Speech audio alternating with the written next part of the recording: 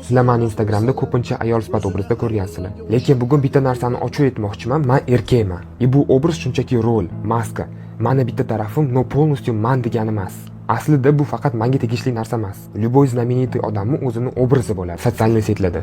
Lekin kamera o'chgandan keyin ular ham oddiy odam. Ularning ham o'zini problemalari, emotsiyalari, hech kimga ko'rsatmaydigan taraflari bor. Ijtimoiy tarmoqda odamning faqat bir qismi ko'rinadi. Shuning uchun internetdagi obrazim kimnidir chalg'itish, yoki sizlarni aldash uchun emas. Bu meni ijodiy tarafim, sizlarga ko'rsatadigan qismim. Lekin hayotda men вообще boshqacha bo'lishim mumkin. Buni g'alati joyi yo'q.